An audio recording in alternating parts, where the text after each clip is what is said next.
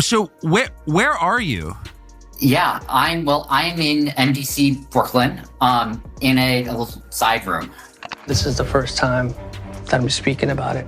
Something that I'll never forget, actually. Imagine this, two men who once stood at the top of their respective empires, now confined within the cold, unyielding walls of a Brooklyn detention center. They share stories, meals, and even strategic battles over chess, a surreal twist of fate that feels more like the setup for a dark comedy than reality. But this isn't fiction, it's the actual predicament of Sam Bankman-Fried, the disgraced crypto mogul, and Sean Diddy Combs, the music industry powerhouse turned embattled inmate. Both are housed in the same high-security unit at the Metropolitan Detention Center in Brooklyn, a facility notorious for its harsh conditions and infamous residents. How did these giants of their fields end up in such a grim reality? And despite their vastly different backgrounds, what could they possibly have in common? Strap in, because this story is about to take some unexpected turns. But no one wants to be in prison, and you can imagine what happens when you take sort of 40 people, all of whom have been at least charged with crimes, and lock them in a single room for years on end and throw out the key, which is the most trivial things become all that people have left to care about. Sam Bankman-Fried, once celebrated as the prodigy of the cryptocurrency world, is now a fallen figure. Just a few years ago, he was a billionaire visionary, the mastermind behind FTX, a crypto exchange that promised to redefine finance. But his empire collapsed in dramatic fashion, engulfed by accusations of fraud, mismanagement, and deceit. Prosecutors cast him as the architect of one of the largest financial scandals in modern history, alleging that he funneled billions from unsuspecting investors to sustain his hedge fund Alameda Research. The downfall of FTX sent shockwaves through the financial sector, leaving thousands scrambling to recover their lost fortunes. By November 2023, Bankman-Fried was convicted on multiple counts of fraud and money laundering, resulting in a 25-year federal prison sentence, far from the legacy he once envisioned. I've had a lot of time to reflect on how to communicate, and in retrospect, I think I was not effective at communicating, especially when the crisis first hit. And, in the months thereafter, I made a mistake I often make. I get swept up in details and forget to communicate the bigger picture. On the other hand, Sean Diddy Combs was a household name long before Sam Bankman-Fried entered the spotlight. A music producer, rapper, and entrepreneur, Combs built an empire on chart-topping records, fashion brands, and lucrative endorsements. He embodied success, a man with the Midas touch, but beneath the glitz and glamour, a much darker story was unfolding. Combs now faces shocking and damning allegations, with prosecutors accusing him of orchestrating a years-long pattern of exploitation, involving vulnerable individuals, elaborate schemes, and a network of enablers. The charges against him range from unethical conduct to serious criminal offenses, and as more details emerge, the public remains in shock. Combs has fiercely denied the accusations, but with a trial set for May, his fate remains uncertain. It's just incredible. And, it brings into context our whole system of innocent till proven guilty. Why is he not being given bond? And, we could debate that all day long. Of all people that's unlikely to flee or get away, well, he's got the resources to flee, but he's so recognizable. And isn't he innocent till proven guilty?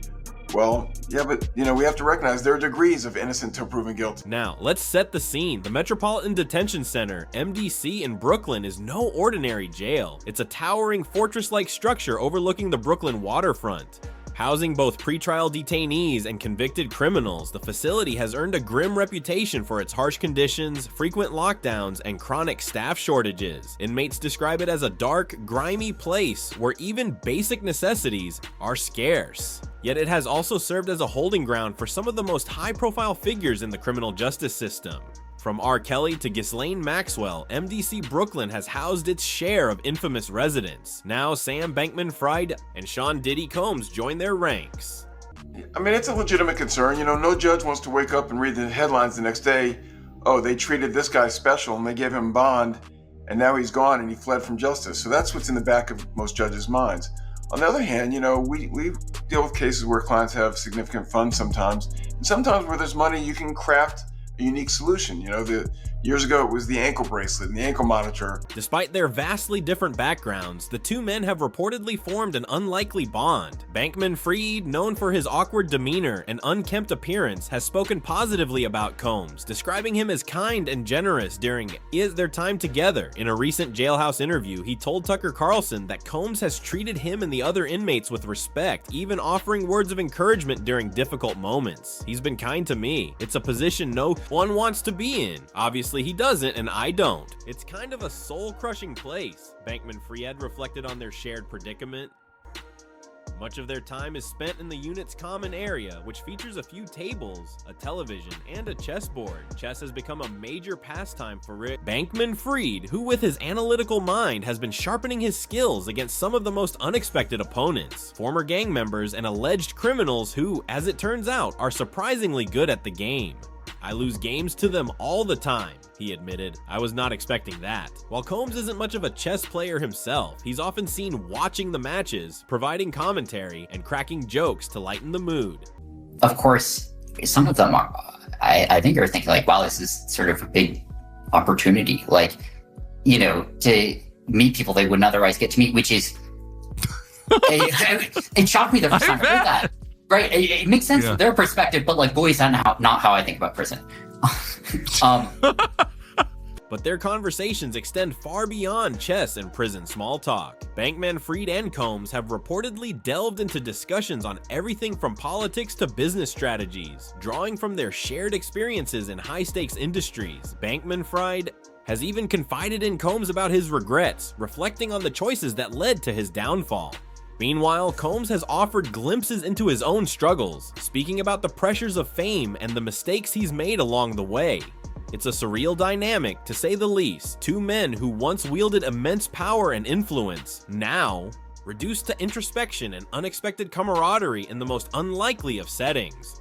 It's just interesting to me that with all the money he has and all the resources he has, they couldn't craft some solution that lets him be under some form of house arrest. And again, it sounds like special treatment, but the truth of the matter is, to incarcerate somebody like him is expensive to all of us. We're taxpayers, and he's got to have unique situations. You can't put him in general population where, you know, everyone wants a piece of him and everyone wants to be his friend and everyone. And yet their bond is not without its tensions. While Bankman-Fried has described Combs as kind, whispers among other inmates suggest that the music mogul's larger-than-life persona hasn't entirely faded. Some say he still carries himself like a man who expects deference, even behind bars. Others have noted occasional outbursts, particularly when things don't go his way, a stark contrast to the polished image he once projected. But in a place like MDC Brooklyn, such shifts in demeanor are hardly surprising. Meanwhile, the prison itself serves as a harsh reminder of the stark realities they now face. The facility has long been criticized for its inhumane conditions, with inmates enduring overcrowding, unsanitary living spaces, and frequent lockdowns that confine them to their cells for hours or even days at a time. For Bankman-Fried and Combs, this means minimal access to the outside world, few opportunities for exercise, and virtually no privacy. It's a far cry from the luxurious lifestyles they once enjoyed, and adjusting to this grim new reality has been anything but easy. Well, Sierra, anything's possible, right? But now this judge has an even harder time, I think, because the past judge locked him up, didn't let him out, and he's still there available for trial. If the new judge lets him out on bond and something goes wrong, you know, and this isn't the analysis that I'm proud to make, right? We shouldn't be saying, well, judges are worried about their own skin and how they look if something bad happens. Still, there are moments of levity amid the gloom. Bankman-Fried has taken to reading novels in his spare time, while Combs has reportedly begun jotting down notes, possibly for a memoir, according to speculation. The two have also found ways to support each other, whether through shared meals or late-night conversations about their respective cases. For all their differences, they seem to have found common ground in their shared struggle to adapt to life behind bars. As their legal battles continue to unfold, their unexpected friendship offers a fascinating glimpse into the human side of their stories. It's a reminder that even in the direst circumstances, connections can be forged and lessons can be learned. But make no mistake, the road ahead remains uncertain. Both men face the prospect of years, if not decades, behind bars, and the outcomes of their cases could have lasting implications for their legacies. Every jail is bad, and some jails are worse than others.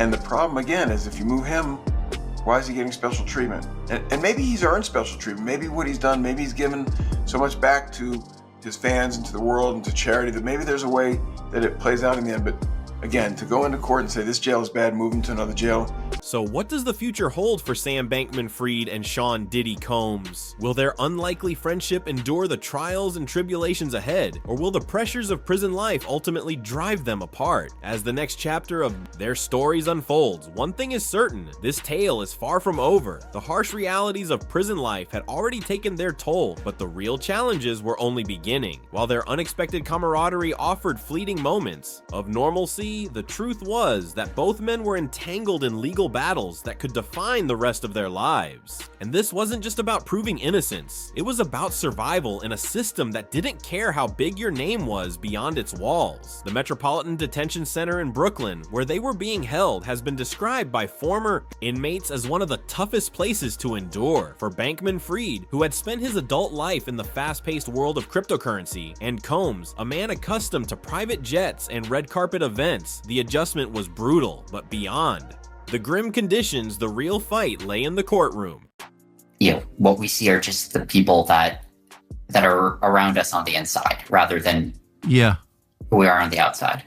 Sam's legal team was working relentlessly, preparing his appeal. Convicted of orchestrating what prosecutors labeled one of the most staggering financial frauds in history, he had been handed a 25-year sentence. The future looked grim, yet Sam refused to surrender to despair. Instead, he spent his days buried in legal documents, strategizing with his lawyers, and searching for any possible path to redemption. In his interview with Tucker Carlson, he even suggested that FTX's downfall could have been prevented if only he had been given more time. The company should have been solvent, he argued, but there was enough to pay everyone back, at least in theory. But Sam's legal troubles weren't just about his financial missteps. His political contributions had also drawn scrutiny, adding another layer of intrigue to his case. Once a major donor to the Democratic Party, he had quietly shifted his allegiance in the months before his trial, allegedly distributing equal donations to Republicans. This revelation ignited speculation. Had he been attempting to win favor with lawmakers? And if so, why hadn't it worked? Even Tucker Carlson probed into the matter, asking whether Sam had tried to call in any favors. He denied it, of course.